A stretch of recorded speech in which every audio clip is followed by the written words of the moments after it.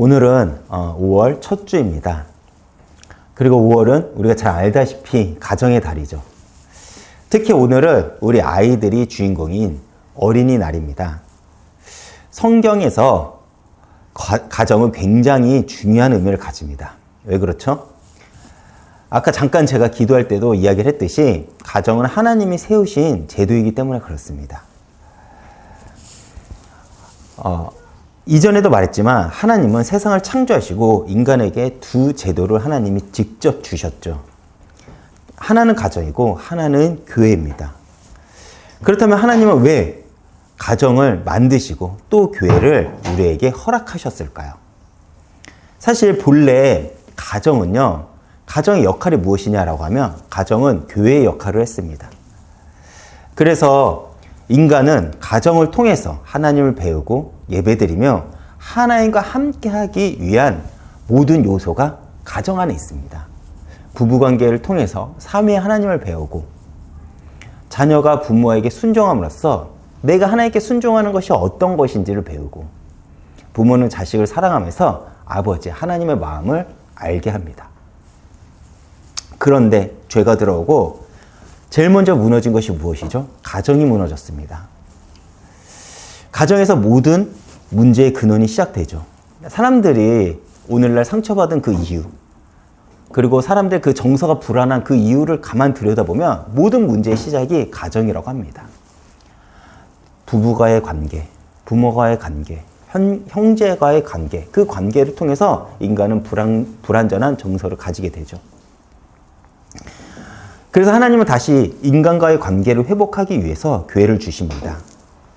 그렇기에 그리스도인에게 가정은요, 언제나 교회와 연결이 됩니다. 즉, 교회와 가정을 분리해서 우리는 생각할 수 없다는 것입니다. 그렇게 크리스천이 교회의 중심이 되는 것은 가정을 회복하는 길이기도 합니다. 우리가 혹시 이런 오해를 가질 수가 있어요.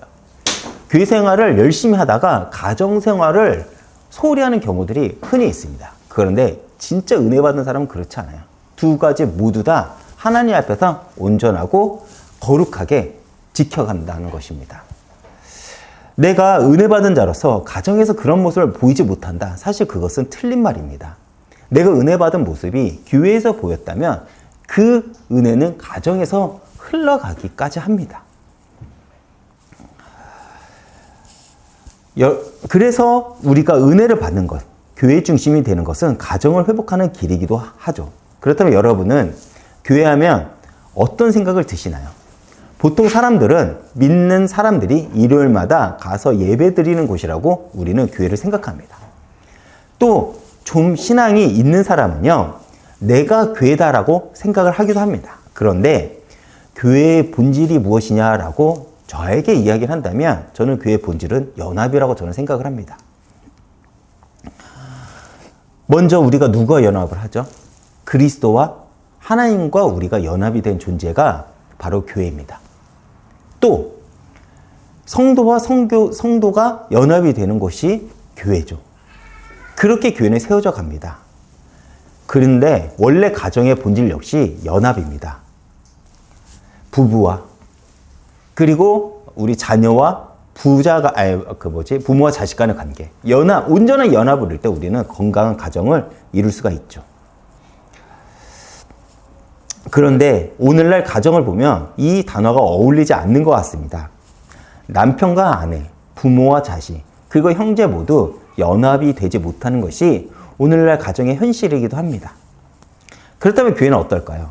무너진 가정을 통해서는 하나님과의 관계를 회복하기 위해 세우신 것이 교회의 목적인데 오늘날 사람들은 교회를 함께 세워가기보다 교회가 내게 이익이 되는 거 아닌가, 내게 어떤 즐거움을 주는가 그렇지 못하는가 이것만 따집니다. 그래서 교회 역시 가정처럼 각자 유익만을 따지는 것이 오늘날 교회의 현실이 되어버렸습니다. 즉 연합을 위해 만드신 두 제도, 가정과 교회는 어느새 연합의 모습을 잃어버리게 된 것이죠. 그래서 우리는 신앙을 회복하면서 나타나는 가장 큰 특징 중 하나는 내 삶의 자리에서 하나님께서 나에게 붙여주신 그 사람들과 연합을 이루는 것입니다. 그렇기에 가정의 달이며 오늘 어린이날을 기념하며 가정과 다음 세대를 향한 메시지를 오늘은 전해보고자 합니다. 오늘은 가정의 달을 맞이해서 어린이날 특별 메시지지만 오늘 사무엘상을 시작으로 이제 종종 제가 역사서를 다루고자 합니다. 사실 이 역사서를 다룬다는 게 사실 주저함이 있어요. 왜냐하면 역사서는 연속성이 있고 연속성이 있는데 그 역사서를 다룬다는 게 분량이 굉장히 길거든요. 그래서 항상 마음속으로는 제가 생각을 했지만 오늘 시작으로 제가 종종 이 역사서를 계속해서 다루고자 합니다. 오늘 말씀을 통해 나와 가정 그리고 교회 신앙이 회복되는 시간이 되시길 바라겠습니다. 오늘 본문에 들어가기 전 우리가 오늘 본문 사무엘상 1장 1절과 3절을 이해하기 위해서는 먼저 우리가 이해할 것이 있습니다. 그것이 뭐냐면 사사기의 전반적인 메시지 흐름을 우리가 알아야 된다는 거예요.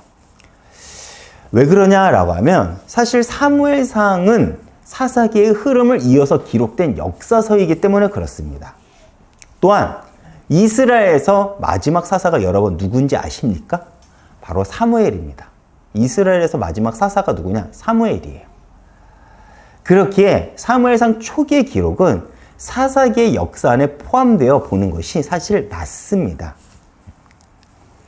그런데 왜 하나님은 사무엘의 활동을 사사들이 활동했던 역사와 분리를 했을까요? 사실 사무엘은 사사들이 활동했던 그 불행한 그리고 타락한 역사를 끄는 인물이죠. 그리고 그는 새로운 시작을 연 사사이며 하나님의 말씀을 대언한 선지자이기도 합니다. 하나님은 사무엘의 말이 땅에 떨어지지 않게 하셨고 그를 통해 왕들에게 기름을 부음으로 이스라엘 왕국은 시작이 되었습니다. 그리고 사무엘이 살아있을 때 세워졌던 그 이스라엘은 지금까지도 하나님 나라를 예표하는 왕국의 모형을 우리에게 알려주고 있죠. 그렇다면 사무엘은 어떻게 하나님께 쓰임받는 종이 되었을까요? 오늘 그 비밀을 우리가 함께 추적해 보겠습니다. 위에서도 이야기를 했듯이 우리가 사무엘을 알아보기 전 먼저 사사기의 흐름을 잠깐 살펴보겠습니다. 사실 사사기는요, 교회에서 좀처럼 잘 다루지 않는 본문이죠. 왜 그런가 하면 타락한 우리의 실존의 모습을 고발하기 때문에 그렇습니다. 그렇기에 사사기의 설교를 듣는 우리는 불편하기에 교회에서 자주 사사기를 다루지 않습니다. 그러나 사사기는 오늘 현대를 살아가는 우리들의 모습과 너무 많이 닮아 있는 것도 현실이기도 합니다. 제가 사사기 2장 7절에서 8절을 한번 읽어보겠습니다. 사사기 2장 7절에서 8절입니다. 백성들이 여호수아가 사는 날 동안과 여호수아 뒤에 생존한 장로들 곧 여호와께서 이스라엘을 위하여 행하신 모든 큰 일을 본 자들이 사는 날 동안에 여호와를 섬겼더라. 여호와의 종 눈의 아들 여호수아가 110세에 죽음에. 사사기 2장 7절에서 8절에 우리가 이 두 구절 속에서 우리가 주목해야 될 두 단어가 있습니다. 첫 번째, 먼저는 모든 날 동안이라는 단어입니다. 그리고 두 번째, 우리가 주목할 단어는 여호와의 종이라는 단어죠. 저희가 읽지 않았지만 6절부터 보면요, 여호수아가 살던 시대를 사사기는 간략하게 요약하며 간략하게 소개하고 있습니다. 그리고 7절 말씀이 이어지죠. 7절 말씀은 우리가 한글로 번역된 성경을 읽을 때는 모든 이 단어가 한 번만 나옵니다. 그런데 원어 성경으로 보면 이 모든이란 단어가 7절에 3번 연속해서 나옵니다. 제가 그래서 모든이란 단어를 넣어서 한번 7절을 다시 한번 읽어보겠습니다. 백성들이 여호수아가 사는 모든 날 동안과 여호수아 뒤에 생존한 장로들 곧 여호와께서 이스라엘을 위해서 행하신 모든 큰 일을 본 자들이 모든 날 동안에 여호와를 섬겼더라. 여러분, 우리가 성경을 읽을 때 같은 단어가 반복이 되었다면 여러분들이 어떻게 인식을 해야 되냐면 성경에서 이 말을 강조하고자 하는구나라고 여러분들이 생각하시면 됩니다. 그런데 3번이 반복되었다. 3번은 성경에서 완전수를 의미합니다. 3번을 연속해서 반복했다는 것은 이거를 굉장히 크게 강조하고 싶은 의도가 있다는 것이죠. 그렇다면 어떤 특정한 날, 그렇기에 어떤 특정한 날이 있는 것이 아니라 여호수아와 장로들이 사는 모든 날, 다시 말해 어떤 특정한 날 동안에만 하나님을 섬긴 것이 아니라 그들이 사는 모든 날 동안에 이스라엘은 하나님을 섬겼다는 것을 강조하고 싶은 것입니다. 다시 말해 우리식으로 이야기한다면 주일에만 와서 잠깐 예배 드리고 가는 것이 아니라 내가 문제가 있어 기도한 그 날만이 있는 것이 아니라 내가 살아있고 숨쉬는 모든 날 동안 일주일, 1년 내내 하루도 빠지지 않고 내가 살아있는 모든 날 동안 여호와를 섬겼다고 성경을 지금 강조하고 있는 것입니다. 언제요? 여호수아가 살아있을 때. 그리고 여호수아와 함께 가나안을 정복했던 장로들이 살아있을 때는 이스라엘들이 하나님을 잘 섬겼다는 것이죠. 그들의 삶 속에, 그들의 매일의 삶 속에 하나님과 함께 살아있는 역사가 그들에게 있었다는 것입니다. 그리고 두 번째, 우리가 강조하는 단어가 무엇이죠? 여호와의 종이라는 단어입니다. 8절에 이렇게 마무리를 짓죠. 여호와의 종, 눈의 아들 여호수아가 죽음에. 여호와의 종, 우리가 흔히 자주 듣는 말 같지만 사실 이 단어는 구약에 총 19번만 등장합니다. 그중 17번은 누구에게 이 단어를 붙였냐면 모세에게 붙였고 2번은 여호수아에게 이 단어를 수식합니다. 그런데 이 단어를 기록할 때 중요한 특징이 하나가 있어요. 그것이 무엇이냐? 여호수아나 모세가 살아있을 때 여호와의 종이라는 수식을 붙이지 않았다는 것입니다. 그들이 살아있는 동안에는 그 사람이 하나님을 끝까지 섬길지 안 섬길지 사실 우리는 잘 모르죠. 이 말이 무슨 의미를 가지고 있는지 여러분들 아시겠습니까? 즉 여호와의 종이라는 수식을 붙였다는 것은 그들이 살아있는 모든 날 동안 여호와를 섬겼다는 거예요. 다시 말해 사는 모든 날 동안 여호와를 섬긴 자들에게만 붙인 명예이고 자격이라는 것입니다. 죽기 전에 내가 타락했다면 아니라는 것이죠. 내가 한때 하나님의 역사를 목도했고 부흥을 경험했으며 내가 아무리 하나님의 일을 열심히 했더라도 내가 마지막에 아니면 아니라는 것입니다. 이 단어를 붙일 수 없다는 거예요. 그것을 자신의 바벨탑으로 만들면 그 단어를 하나님이 우리에게 붙여주지 않는다는 것입니다. 내가 전에는 이렇게 하나님께 영광을 돌렸는데 지금이 아니라면 아니라는 것입니다. 우리의 착각이 있죠. 우리가 사람들을 만나고 성도들하고 이야기를 하다 보면 가장 많이 듣는 말이 이겁니다. 내가 과거에 해봤어. 근데 지금 안 하잖아.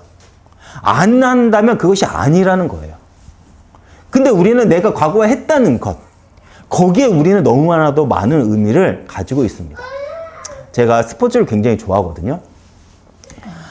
내가 작년에 우승했더라도 올해 내가 탈락을 하면 그 선수는요, 비난을 받아요.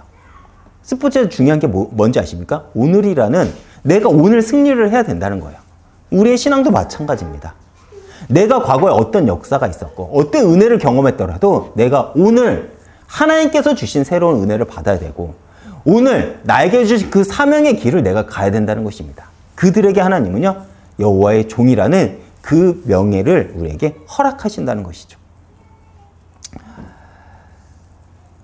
그 증거가 사사시대였습니다. 하나님의 종이라는 것은 죽을 때까지 충성했다는 것을 우리에게 알려주죠. 사사시대는요, 처음에는 모든 날 동안 여호와를 섬겼지만 그 끝은 그렇지 않았죠. 다시 돌아가 여호수아와 장로들과 하나님의 일을 본 모든 자들이 죽고 어떤 일이 일어났습니까? 사사기 2장 10절을 보면 하나님을 알지 못하는 세대가 일어났다고 합니다. 다른 세대가 일어났다고 해요. 여기서 알다는 히브리어로 야다라고 하는데 이 단어의 의미는요, 지식적인 알을 넘어 경험에 알다, 체험에 알다라는 의미를 가집니다. 그렇다면 다른 세대가 알지 못한 게 무엇이죠? 여호와를 알지 못했고 여호와가 하신 큰 일, 이 두 가지를 알지 못한 것입니다. 이것을 모르는 이들이 다른 세대라는 거예요. 우리가 다른 세대라고 하니까 부모 세대와 자식 세대 이렇게 구분해서 우리가 이해를 하는데 아니에요. 함께 살지만 어떤 이들은 하나님의 역사를 목도했고 하나님을 체험했고 하나님의 은혜를 경험했는데 어떤 이들은 그것을 경험하지 못했기에 그 두 집단들을 가리켜 다른 세대라고 하는 것입니다. 우리가 함께 이렇게 예배를 드리고 있지만 여기서 어떤 이가 하나님의 역사를 경험했고 어떤 이는 하나님의 역사를 경험하지 못했어요. 이 두 세대를 가리켜 다른 세대라고 얘기를 하는 것입니다.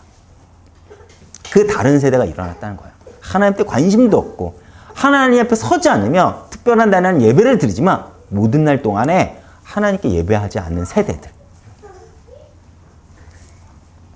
이것을 모르는 이들이 다른 세대라는 것입니다. 그리고 이제부터 사사기의 영적인 배경은 사사기 21장 25절의 흐름처럼 갑니다. 제가 읽어보겠습니다.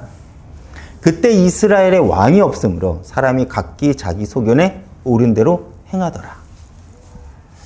신명기 6장에 그렇게 하나님께서 내가 명한 말씀을 지켜 행하라고 했는데 그것보다 내가 보기에 그리고 내가 느끼기에 내가 좋은 대로 내가 편한 대로 신앙이 흘러가 버린 것입니다. 기준이 누가 되었다는 거죠? 하나님이 아닌 내가 되었다는 것입니다. 여전히 예배를 드리지만 그 예배를 드린 주체의 기준도 나고 그 하나님께 예배를 드리지만 거룩의 기준도 나라는 것입니다. 오늘날 우리의 신앙과 너무나도 많이 닮아 있죠. 여러분, 그런데 성경에서 말하는 의가 무엇입니까? 하나님과의 관계가 바르다. 곧다가 성경에서 말하는 의입니다. 다시 말해 하나님과 관계를 말하는 거예요. 예배는 드리지만 내가 하나님과의 관계가 틀어졌다. 다른 세대입니다. 내가 말씀을 보지만 내가 하나님과 관계가 틀어졌다. 그것이 다른 세대라는 것입니다. 중요한 것이 무엇이냐? 사사시대에 이스라엘 백성들은 여전히 예배를 드렸고 여전히 그들은 이스라엘 백성이며 여전히 힘들 때는 기도하고 사사가 오면 사사를 붙잡고 종교적으로는 경험하고 승리도 경험하지만 영적으로는 무너진 시대에 살아가고 있다는 것입니다. 우리가 교회를 바라볼 때 우리가 이런 착각이 있을 수가 있습니다. 수가 많아요. 아, 저 목사님 능력이 있는 것 같아. 그런데 마치 그 교회가 사사시대를 연상하는 교회들도 흔히 있다는 것입니다. 모든 날 동안 여호와를 섬기는 교회가 아닌 각자의 소견대로 각자 성도들이 살아가고 있는데 그 규모만 보고 현상만 보고 모이는 교회들도 있다는 것입니다. 그렇다면 어떤 교회가 건강한 교회냐? 모든 날 동안 여호와를 기억하고 모든 날 동안 여호와를 섬기며 모든 날 동안 하나님께 의지하는 그 교회가 건강한 교회라는 거고 하나님께서 찾으시는 교회라는 것입니다. 즉 하나님께서 이스라엘을 부르신 목적을 상실해 버린 것입니다. 그 결과가 무엇입니까? 바로 사사기 2장 11절 이하에 기록된 내용입니다. 여러분, 사사기 2장 11절 이하 소제목 우리 한번 보실까요? 여러분이 성경을 보면 소제목에 이렇게 쓰여져 있을 것입니다. 이스라엘이 여호와를 버리다. 그것이 사사시대에 나타난 현상입니다. 아까 제가 위에도 말했듯이 그들은 여전히 예배를 드립니다. 하나님께서 사사를 보내주면 그들은 사사를 중심으로 하나님을 붙잡기도 합니다. 그러나 사사기 초기부터 그들은요 여호와를 버렸습니다. 즉 하나님이 아니라 이스라엘의 하나님을 버린 것입니다. 버리다. 이 단어는 요한계시록 2장 4절에도 나오죠. 계시록 2장을 보면 예배설 교회를 향해 하나님께서 뭐라고 말씀하시죠? 너희가 첫사랑을 버렸다라고 합니다. 여러분, 여기서 우리가 기억해야 될 것은 무엇이냐면 잃은 것과 버린 것은 전혀 다르다는 거예요. 내가 잃은 것은 내 의도가 담기지 않은 것이죠. 그런데 버린 것은 내 의도가 담긴 것입니다. 우리가 잘 살아도 못 살아도 하루라는 시간은 쌓입니다. 그러면 주님을 향한 사랑이 오늘도 선악과 앞에 선 우리에게 다가옵니다. 내가 한 걸음 주님 앞에 나오느냐, 아니면 한 걸음 세상과 타협을 하느냐. 끊임없이 다가오는 선택 속에서 한 번쯤 주님과 타협하고 또 한 번은 세상과 타협하고, 그것이 쌓이고 나니까 나도 모르는 사이에 나를 돌아보니 첫사랑을 우리가 버리게 된 거더라고요. 이 말이 여러분 이해가 가십니까? 우리가 착각하는 것은 신앙은 타협의 대상이 되지 않는다는 거예요. 내가 가진 경험, 내가 가진 논리로 우리는 자꾸 하나님과 타협을 하고자 하는데 그것이 아니라는 것입니다. 그것이 쌓이다 보니까 우리가 어느새 하나님을 버렸더라고요. 즉, 내가 내 의지로 인해 하나님을 버린 것입니다. 그런데 우리의 착각은 무엇입니까? 내가 습관적으로 매주 교회에 나와서 예배를 드리니까 내가 하나님을 떠난지를 모르고 있다는 것입니다. 그리고 내 삶에 영적인 한계가 오면 우리는 언제나 어떻게 하죠? 하나님을 원망합니다. 그 대표적인 사건이 무엇입니까? 바로 창세기 3장 선악과 사건이죠. 인간이 의도적으로 하나님과 약속을 깼습니다. 그러나 그들은 회개보다는 핑계를 대며 하나님을 원망합니다. 그러나 하나님의 반응은 무엇이죠? 무엇입니까? 하나님은 여전히 우리를 사랑했고 여전히 우리를 붙잡고 언약을 회복시키기 위해 열심을 다하신다는 것입니다. 그것이 이스라엘 역사고 그것이 교회의 역사라는 것이죠. 그렇다면 이제 우리는 하나님 향한 우리는 어떤 열심이 우리에게 있어야 될까요? 바로 예배로, 기도로, 말씀으로, 그리고 내가 그거를 삶으로 살아냄으로써 내가 복음을 증거하는 증인으로서 우리는 그 하나님을 향한 열심을 우리가 드러내야 된다는 것입니다. 하나님과 연합함으로 우리는 세상에 복음을 증거하고 성도와 연합하는 교회가 되어야 된다는 것이죠. 그래서 하나님은 다시 한번 회복하시기 위해서 한 가문을 주목합니다. 오늘 본문 사무엘상 1장 1절 3절 말씀입니다. 제가 읽진 않겠습니다. 사무엘상은 조금 특별하게 시작합니다.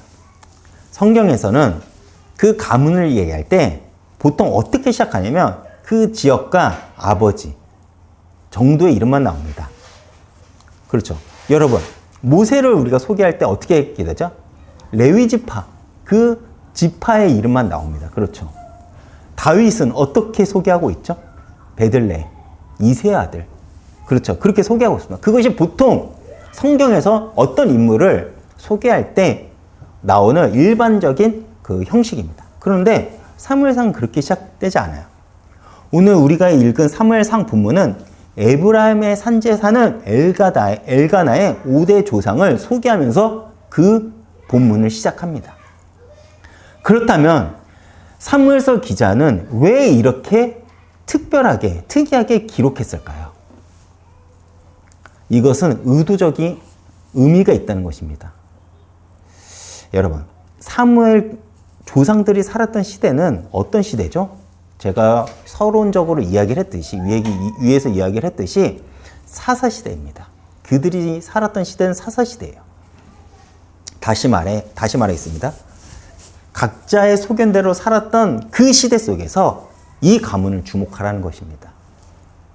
그래서 사무엘서는요, 의도적으로 엘가나의 집안을 끌고 들어가는 것입니다. 왜요? 각자 자기 소견에 옳은 대로 살아가는 이때 하나님이 역사를 바꾸고 일으키기 전에 이 집안을 보라는 거예요. 그리고 그 집안에 하나님이 보고 싶은 것이 있다는 것입니다. 그리고 시작하는 것입니다. 사사가 어떤 시대입니까? 각자 자기가 옳은 대로 살아가던 시대였습니다. 주일이 되면 모두가 다 자기 마음대로 좋은 대로 살아가고 제사장도 타락한 이 시대 속에 매주 하나님께 나와 예배를 드리는 이 아이의 집안을 보라는 것입니다. 앞이 보이지 않는 가운데 예배를 했다는 것, 여러분 이것이 무엇인지 아십니까? 희망이 보이지 않아요. 깜깜해요. 하나님의 침묵이 이어집니다. 그런데도 교회를 떠나지 않고 내 신앙을 지키면서 예배를 드린다는 것이 무엇인지 아십니까? 우리는 흔히 사무엘을 생각을 하면요, 그 사무엘의 어머니 한나만을 기억합니다. 너무나도 중요한 인물이긴 하지만 그 전에 하나님은 이 가문을 주목하라는 거예요. 이 가문이 하나님 앞에 나와 예배를 드렸다는 거예요. 언제 동안? 5대가 지나가는 동안에. 사사의 전 시대 속에서 다 타락했지만 이 가문은 하나님을 섬겼다는 것입니다. 사실 많은 경우 신앙생활을 했더라도 우리는 하나님의 침묵이 길어지면 교회를 떠나죠. 그러나 앞이 보이지 않는 시대 가운데 하나님께 예배를 드린 그 가문을 통해 하나님은 사사기의 역사를 끊어내시고 새로운 역사를 시작하십니다. 그것을 지금 성경을 이야기하고 싶은 거예요. 제가 이 말씀을 준비해서 많은 위로를 받았습니다. 사실 개척교회를 섬기다 보면 앞이 보이지 않을 때가 너무나도 많습니다. 포기하고 싶고 도망가고 싶어요. 많은 이들이 왜 개척교회를 섬기기를 꺼려하느냐? 딱 이 문제예요. 앞이 보이지 않아서요. 그러나 그 시대 속에 하나님이 누굴 주목하실까요? 여전히 하나님 앞에 나와 예배를 드리는 그 인물, 그 가정 주목하신다는 것입니다. 그리고 그 인물과 가정을 통해서 하나님은 새롭게 시작하신다는 것이죠. 여러분은 무엇 때문에 예수를 믿으십니까? 여러분이 예수를 믿어주는 것입니까? 아니면 하나님께서 하나님의 열심으로 우리에게 믿음을 허락하셔서 우리가 예수를 믿는 것입니까? 후자 쪽이겠죠. 그런데 우리가 예배를 존귀하게 여기지 않는데 세상 사람들이 예배를 존귀하게 여길까요? 내가 교회를 함부로 대하는데 세상 사람들이 교회를 존귀하게 여길까요? 내가 예수를 그렇게 존귀하게 여기지 않는데 세상이 예수를 존귀하게 여길까요? 그렇지 않습니다. 세상은 나라는 사람이라는 렌즈를 통해서 예수를 바라봅니다. 그래서 우리의 삶이 그렇게 중요한 거예요. 그것이 율법에 묶여서가 아니라 내가 예수를 소개하는 소개장이 되기 때문에 그렇습니다. 하나님은요, 하나님을 알고 있는 자를 하나님이 기뻐하십니다. 사사기 앞까지 여러분 한 단어가 등장하지 않습니다. 어떤 단어가 등장하지 않냐면 이 사무엘상 1장에 처음으로 등장하는 한 단어가 있어요. 그 단어가 무엇인지 아십니까? 바로 만군의 여호와라는 단어입니다. 창세기를 거쳐, 출애굽을 거쳐, 여호수아를 거쳐, 사사시대를 거쳐까지 단 한 번도 등장하지 않는 단어가 만군의 여호와라는 단어예요. 처음 등장한 것이 바로 이 사무엘상 1장, 이 엘가나의 가문을 통해서 이 만군의 여호와라는 단어가 등장합니다. 그리고 1장 3절에 처음으로 만군의 여호와가 선포되고 훗날 다윗이 세운 다윗은요, 사무엘이 키운 다윗은 만군의 여호와의 이름으로 골리앗을 무너뜨리죠. 그것을 그 힘을 가지고 이스라엘 왕국을 하나님의 나라를 예표하는 나라로 세웁니다. 여기까지 이야기하면 우리는 만군의 여호와라는 표현은 나를 도우는 하나님, 나를 위해 싸우시는 하나님의 하나님, 전쟁에 능한 하나님 정도로만 우리는 인식을 합니다. 그런데 정말 중요한 것은 성경 전체에서 만군의 여호와를 이야기할 때 가장 비중을 두는 것이 어떤 부분이냐? 그분께서 만군의 여호와가 되는데 너는 어떻게 반응할래? 이거입니다. 왜 다윗이 하나님의 마음에 합당한지 아십니까? 그분은 여전히 신실해요. 그런데 너는 그 신실한 하나님께 어떻게 반응할래입니다. 하나님이 왜 사무엘을 쓰셨는지 아십니까? 왜 그 가문을 쓰셨는지 아십니까? 여전히 하나님이 신실합니다. 그런데 너는 어떻게 반응할래? 하나님께 반응한 그들, 그 가문, 그 인물을 하나님께서 쓰셨다는 것입니다. 이것을 성경에서 끊임없이 우리에게 던져주고 있는 거예요. 즉 만군의 여호와라는 것은 그분을 우리가 어떻게 대할지에 대한 우리의 자세와 태도, 즉 우리의 중심에 대해서 말해주고 있는 것입니다. 하나님은 여전히 역사하시고 여전히 교회는 이 시대의 답입니다. 그런데 너는, 너의 가정은, 너의 가문은 그 신실하신 하나님께 어떻게 반응할래입니다.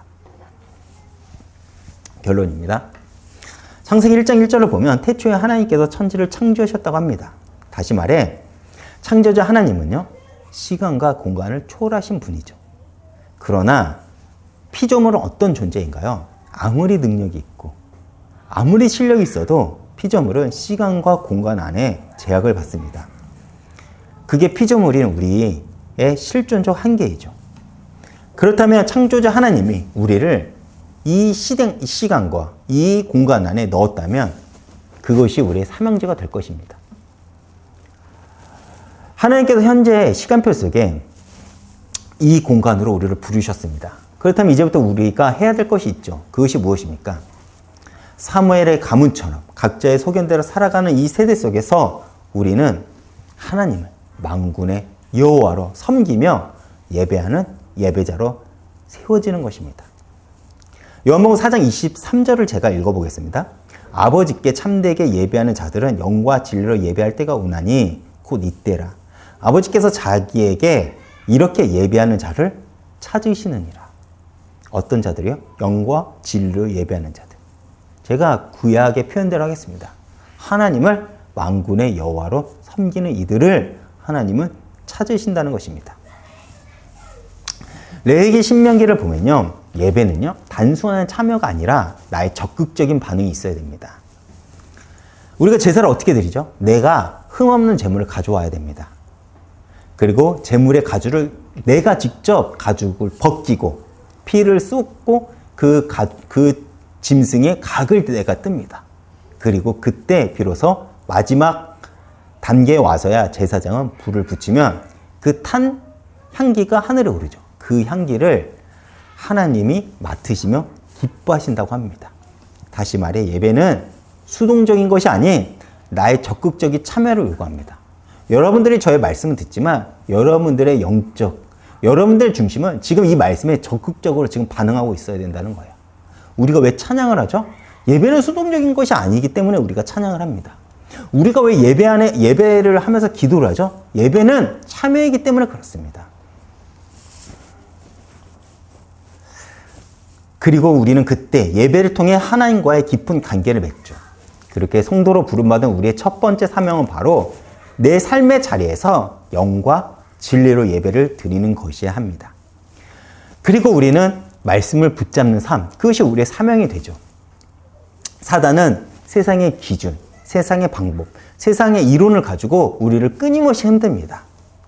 그러나 디모데 후서 3장 14절부터 17절을 보면요, 성경은 우리를 구원에 이르는 지혜가 있다고 이야기를 합니다.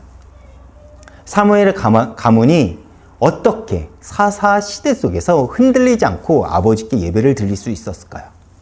그들에게는 굳건한 언약이 있었기 때문에 그렇습니다. 하나님의 약속을 그들은 기억했거든요.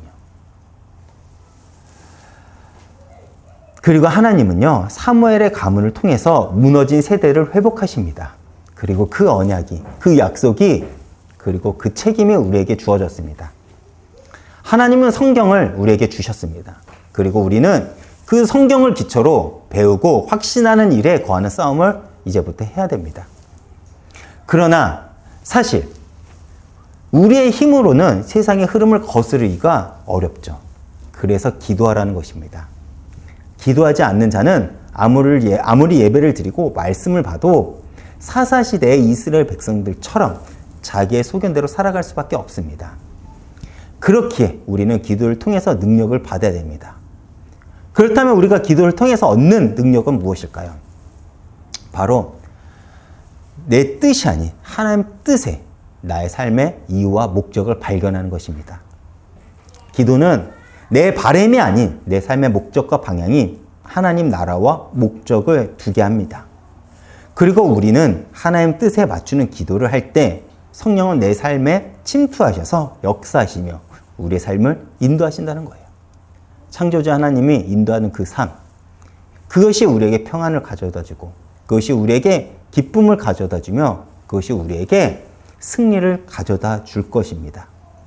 그렇게 내 삶의 방향이 하나님께 맞춰질 때 우리는 비로소 다음 세대에게 복음을 전달할 수 있을 것입니다. 다음 세대가 왜 교회를 떠날까요?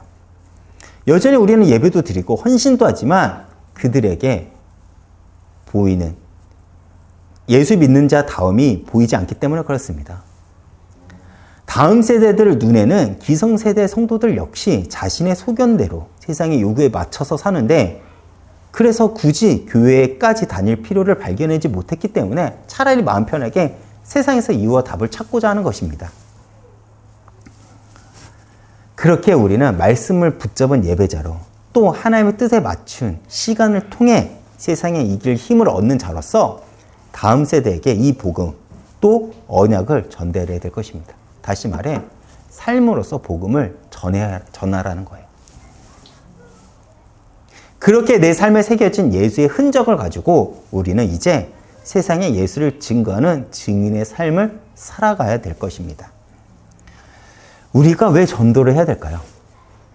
그 이유 여러분들은 아십니까? 그 이유는 단순합니다. 바로 하나님이 기뻐하는 일이기 때문에 그래요. 그렇게 우리는 전도를 하는 것입니다. 하나님은 우리를 너무나도 사랑해서 독생자 예수를 우리에게 보내셨습니다. 거기서 멈춘 것이 아니라 그 독생자 예수가 십자가의 길을 가시고 우리의 죄를 대속해 죽으셨습니다. 그렇다면 우리는 이 복음을 나만 가지고 있어야 될까요? 그렇지 않죠. 흘려야 됩니다. 그리고 우리가 흘린 그 복음을 가지고 하나님은 우리를 보고 기뻐할 것입니다. 제가 고린도전서 1장 17절 한번 읽어보겠습니다. 그리스도께서 나를 보내심은 세례를 베풀게 하려 하심이 아니요 오직 복음을 전하게 하려 하심이로되 말의 지혜로 있지 아니함은 그리스도의 십자가가 헛되지 않게 하려 함이라. 전도를 한다는 것은 어쩌면 세상에서 미움받을 용기가 필요할 수도 있습니다. 그러나 우리가 전도를 할 때 경험되는 것이 무엇입니까? 바로 하나님의 능력입니다. 하나님의 인도요, 하나님의 역사입니다. 그리고 그 하나님의 능력은 교회로 이어질 것입니다. 여러분, 여기도 교회지만 작게는 여러분들의 개인, 그리고 가정, 그리고 여기까지 이어져야 됩니다. 이렇게 2000년 전에 세워진 교회가 여기까지 그렇게 이어진 거예요. 나 개인으로부터 시작해 그것이 전달되어 복음은 여기까지 이어진 것입니다. 그렇다면 우리 역시 하나님이 세우신 이 교회를 계속해서 전해야 될 것입니다. 이것이 부름받은 우리가 이 땅에서 해야 될 사명이죠. 근데 제가 이렇게 말하면 사실 신앙생활에 많이 부담이 됩니다.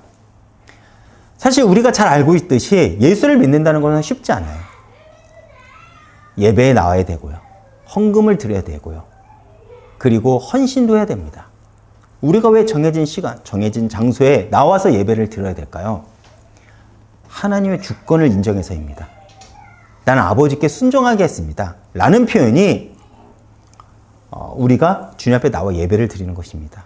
우리가 왜 11조라는 걸 할까요? 단순히 교회가 욕심이 많아서요? 그렇지 않습니다.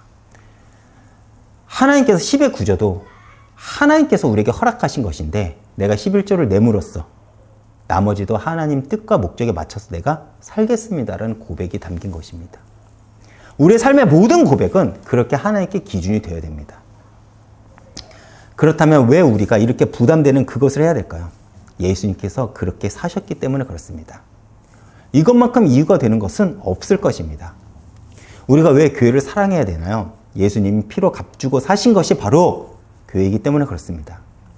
우리가 왜 다음 세대에게 믿음의 안내자가 되어야 될까요? 예수가, 주님이 우리에게 요구하신 것이기 때문에 그렇습니다. 그래서 여러분들이 각자 소견대로 살아가는 이 세대 속에서 믿음으로 남은 자가 되어야 됩니다. 그렇게 여러분들이 믿음으로 남은 자가 되었다면 그 다음 스텝은 바로 내 후대들에게, 내 다음 세대들에게 그 믿음을 남기는 것입니다. 어떻게요? 예수님이 하신 것처럼 묵묵히 그 길을 걸어가시면 됩니다. 여러분 지금처럼요. 여러분들이 그렇게 해왔던 것처럼 앞으로도 그렇게 사시면 됩니다. 그렇게 한 주도 복음으로 힘써 살아내어 여러분들의 삶에 예수의 흔적을 남기며 그 예수의 흔적을 통해 예수를 증거하는 날들이 되길 축원드리겠습니다. 제가 이번 주 찬양은요, 진리라는 찬양을 준비했습니다. 타락하고 무너진 세대, 사사시대죠. 그래서 보이는 형식은 그 시대 속에 여전히 예배도 드리고 그들은 여전히 선민으로서 율법도 지켰지만 그들은 각자의 소견대로 살아갔습니다. 그러나 그 타락한 세대 속에서도 엘가나의 가문은 하나님 앞에서 나와 하나님을 만군의 여호와로 섬기며 예배를 드렸습니다. 그들은 무엇을 믿었기에 그것이 가능했을까요? 그들이 붙잡았던 것은 하나님의 사랑이 변치 않음을 알기 때문에 그렇습니다. 하나님이 우리의 가문과 가정을 지킬 것을 알았기 때문에 그렇습니다. 그래서 세상에 헛된 것에 소망을 두지 않고 하나님의 역사를 기대한 것입니다. 그리고 그 믿음으로 그들은 하나님 앞에 나왔고 다음 세대의 만군의 여호와의 언약을 다음 세대에게 전달한 것입니다. 그 결과가 무엇입니까? 바로 그 엘가나의 가문을 통해 사무엘이라는 인물이 나오고 그 사무엘이라는 인물을 통해서 다윗이라는 왕이 세워졌습니다. 우리도 마찬가지일 것입니다. 오늘 찬양의 가사처럼 우리 없이 세상에 소망을 두는 것이 아닌 하나님께 소망을 두며 하나님만을 의지하고 하나님만을 기대하며 하나님께 구하시길 바랍니다. 그것을 본 우리 자녀들은요, 하나님의 역사를 목도할 것이고 그 역사의 증거들은 그들에게 믿음으로 새겨질 것입니다. 오늘도 이 찬양을 통해서 여러분 큰 은혜 받으시길 바라겠습니다.